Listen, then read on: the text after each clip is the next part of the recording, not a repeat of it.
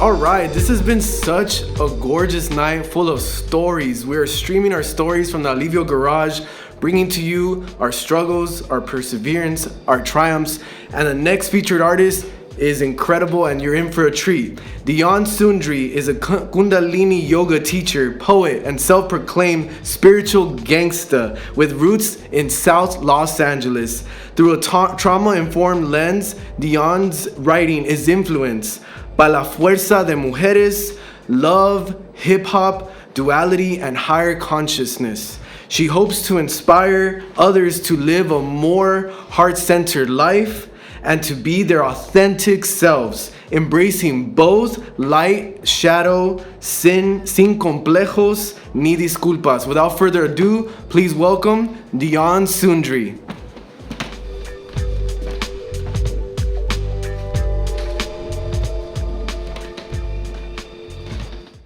This poem is called The Miseducation of America. I've always wondered why Europeans have had such a genocidal consensus throughout history, a bloodthirst for conquering nations and raping people of their culture, for stealing land and separating families, for colonizing minds and indoctrinating white supremacy through miseducation systems, for purposely leaving out Black and indigenous contributions to society in their curriculum, for dehumanizing natives, painting pictures of savages throughout the ages to justify their genocide, for trafficking human lives for generations upon generations, for giving our nation a taste of fake liberation you call amendments, for strategically advancing covert racism and systemic oppression in our politics when this nation was built on the exploitation of Black backs and immigrants. And yet you roll your eyes as if I've spewed some anti-American rhetoric when all I've done is given you an American history lesson.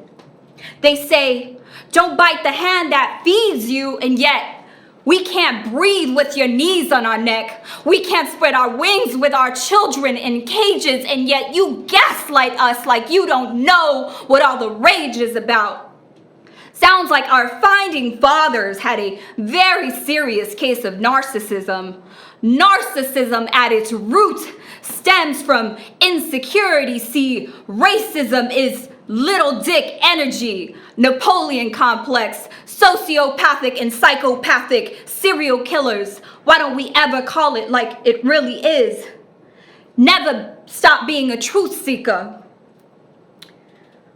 Never settle for the American history that they want you to know, where they strip us of our contributions and reduce our kings and queens to inmates on death row.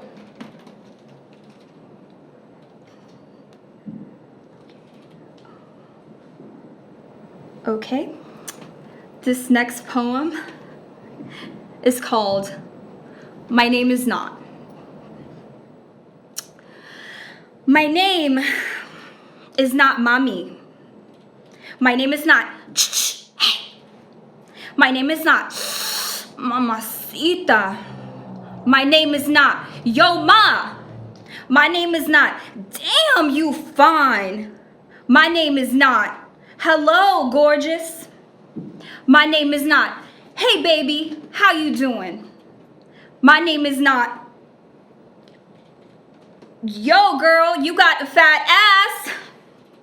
My name is not arm candy. My name is not your fetishized fantasy. My name is not your avenue to street cred. My name is not a way to placate your insecurity. My name is not, oh, so you think you all that, huh? My name is not, well, fuck you then. You ain't all that anyway, bitch.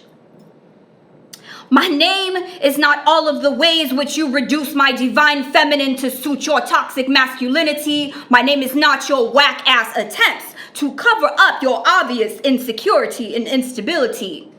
My name is Isabel, pronounced with an emphasis in diosa. In case you couldn't tell by my tumbao, I got 1,000,000 ancestors walking behind me. My spiritual name is Dhyan Sundri, the lioness of God, who is a sacred embodiment of spiritual beauty and grace. My heart is so hidden in him that a man must first seek God just to find me. So when you step to me, you better step correct and realize that you are in the presence of nothing less than a goddess walking in purpose in all of her glorified divinity. Okay. This next poem, here's a disclaimer on this next poem. As a trauma-informed person, I would like to clarify that this poem is not about abuse. It's just about women who settle for fuckboy energy. It's called The Invitation. From chillonas to chingonas. From crybabies to badass ladies. We are tired of men that only want us when we don't want them. Men showing up dapper with concealed mommy issues and childhood wounds, dressed in charming, irresistible personas. Mouths that smile and ready to compliment, yet ready to cut a queen down if you dare insult his fragile ego. His world collapses. Women stroking egos as hard as we stroke penises, erupting with insecurity and swallowing our pride. Yes, papi, you're the best. We are tired of bearing the babies and having to bear the emotional burden for little boys who never quite grow the fuck up. From suckling babies to suckling boyfriends, inhaling every ounce of nourishment we could possibly conceive, leaving us dry and shriveled up with not a shoulder to cry on, not even his. Attachment issues got them getting ghost on us, and yet we welcome them with open arms every time they reappear like magicians, calling us boo.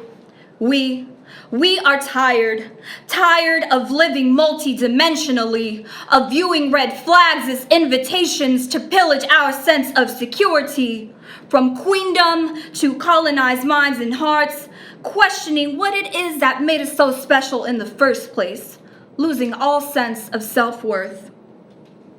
We are tired of blaming men for projecting onto us the way we feel about ourselves, because see, no one can treat you like shit twice without your permission.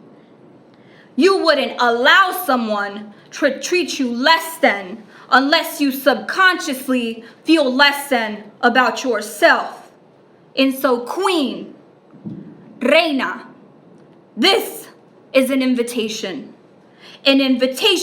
to stop unpacking baggage that does not belong to you, to stop blaming men for the behavior that you all too often zealously accept, to dig deep into your daddy issues and unhealed childhood wounds that you so perfectly dress in your irresistible, charming persona.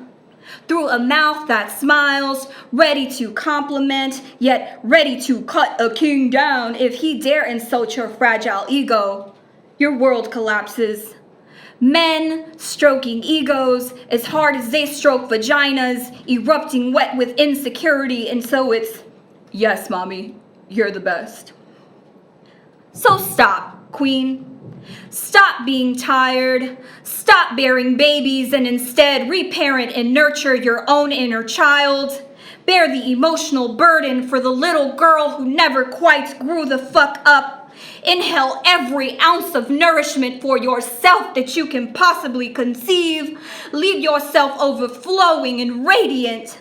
Validate yourself before you go seeking validation in human corpses, because see, we can only attract a partner that is a reflection of our own self-love.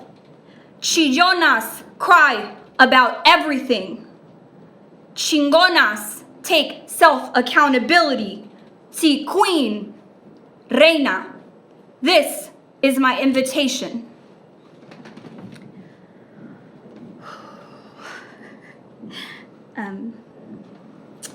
This next poem is called Miel for Wounds, and it's about my experience being an empath and dating. Miel for wounds, honey for wounds. You can't have my miel for your wounds. You can't take my empathic nature, which in the past has borderline codependency, and turn it into weaponry. You can't have my bomb-ass divine sexual feminine energy just to fuel your ego's sense of security because you don't know where to get that spark within yourself. I don't want to be your experiment because you've gotten some therapy for some time now and you just want to make sure you're getting a return on your investment. In other words, is it really working for your commitment issues? I won't be a 14-day trial only to be tried on and used as a temporary high because you just had to have me in that moment. But come to realize, I was just another one of your impulse purchases. I won't be used for my sweetness, nor my ability to cover you and kiss you to safety. I won't be used for my ability to take the bitterness and pain away. Even if only for the moment, I sit on your tongue, ride your taste buds with the rhythm of my ancestors' sacral chakras. I will not have your hands explore my sacred wonderland and colonize my mind, hijack my oxytocin only to have you end your expedition abruptly when it comes to exploring my heart and soul. Turns out Diego is not as explorative as we thought after all. I will not use my light to reveal your shadows, nor take you from ignorance to consciousness. Self-actualization as in yourself, meaning that's your job. I will not be your shot of dopamine, your temporary high. You need to taste more and more of me to get high off me, get you addicted to my sweetness till you overdose and become sick from me. No, I will not be your martyr. I will not barter your growth at the expense of my mother's daughter. Even my boundaries are drenched in honey.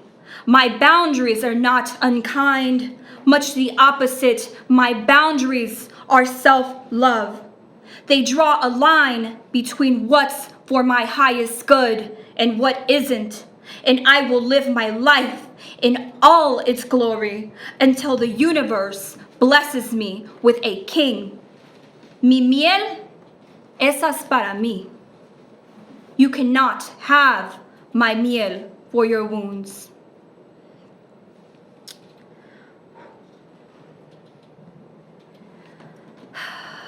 This next poem, it's called The Psychology of One Love, and it was inspired by psychology and hip hop and love. Here we go. But he was different. Psychology had me tripping. He had me psychoanalyzing me and forever changing the expression of my thoughts when I speak. He had me borrowing lines from Immortal Technique. I held him closer than close because like the song goes, you never know. See, I had run into vanity about 1 billion times over, but psychology, he was deep, he was here, and it was over. He could have reigned over vanity and worn the title righteously, sexily. He didn't even know it.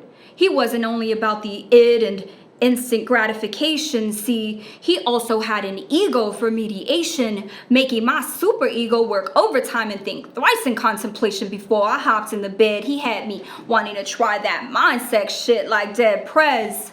My prerogative was to impress. I wanted to caress unconquered parts of his chest, hoping that together we could be the most interpersonally blessed. Nonetheless, see, he be my greatest conquest. Now, once upon a time, I believed in one love like Bob Marley. Then Nas ilmatically became inspired, leaving us with his own version. I studied Godson's book of rhymes like holy reason, but still Matic brought bipolar seasons, preaching, you say it's love, it is poison. Now all I got left is one mic, wishing I could just press rewind and catch a case of amnesia so that I never remember the times. Man, I was just surviving the times.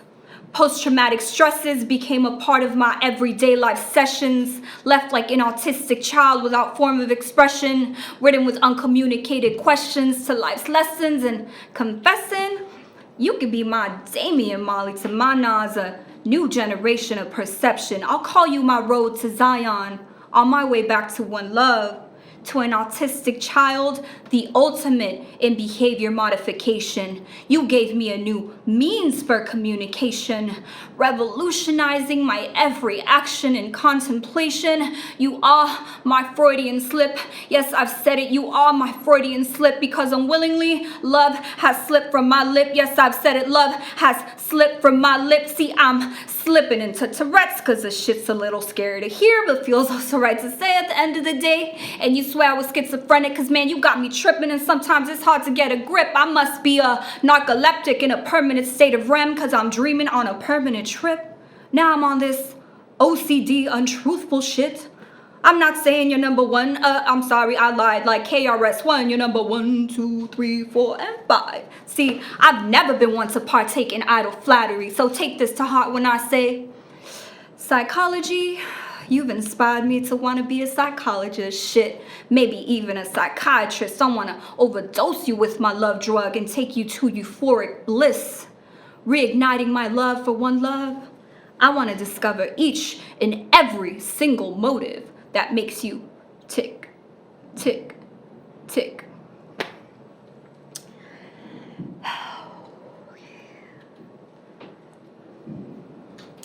So, just to end my set, I would like to leave you guys with a set of affirmations that have really helped me, and they're really good to do during these uncertain times. I live not in fear, for I know I am divinely guided by the creative force of the universe, God. I am made on purpose, and there is a higher calling upon my life. If I do not know what my purpose is, my number one job is to find it out. My life is unfolding in every moment as it should. There are no mistakes nor coincidences. Everything is happening for me, not to me, for the evolution of my soul consciousness, for my highest good, and for the highest good of all involved. I welcome the possibility of connection without forming attachments. There is always a lesson to be learned through others.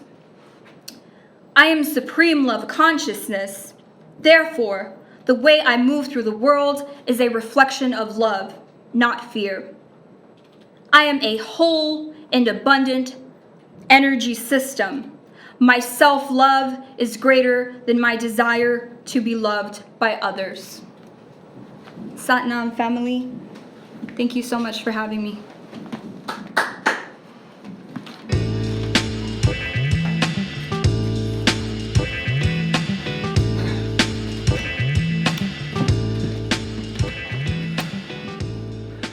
Thank you so much for that incredible performance. That was Dhyan Sundri. Make sure you follow her on Instagram.